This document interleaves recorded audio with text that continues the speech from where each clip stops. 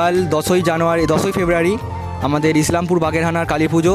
তো কালী পুজোর বিষয়ে কিছু জানার জন্য আমি কমিটির দাদাদের পেয়ে গেছি, তাদেরকে কিছু প্রশ্ন করব। তো দাদা, প্রথমে বলুন, কাল আপনাদের পুজো, তো পুজোর প্রস্তুতি কেমন কি চলছে? আমাদের প্রস্তুতি মোটামুটি আপনারা দেখেছেন, এখানে মোটামুটি কালকে পুজো, এখন থেকেই আমাদের কিছু মেলা চালু হয়ে গেছে। এখন পুরো মাঠ পুরো মেলায় পরিপূর্ণ হয়ে গেছে। কালকে আরও কিছু মেলা আসবে।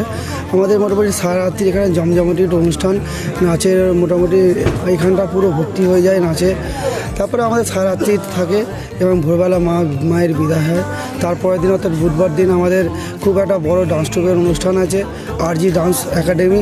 মোটামুটি বিভয়িং ওয়েস্টার্ন, সালসা, প্রচুর নানা রকমের থিম দিয়ে আমাদের ডান্স গ্রুপ আছে। এবং তারপরের দিন বৃহস্পতিবার দিনকে আমাদের আর্টিস্ট প্রোগ্রাম আছে।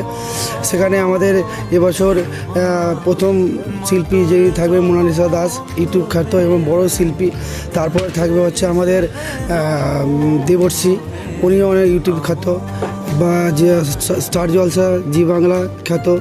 এবং আমাদের মেন যে আর্টিস্ট আছে আমাদের টুসু, জি বাংলা সারেগামাপা টুসু আসছে। এবার একটা এই 3-4 দিন ধরে আমাদের জমজমাটির অনুষ্ঠান।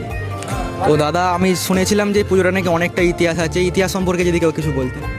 আমার ইতিহাস বলতে আমার বাবা দাদুদের থেকে শোনা যে আমাদের 170 থেকে 150 বছরের পুরনো পুজো।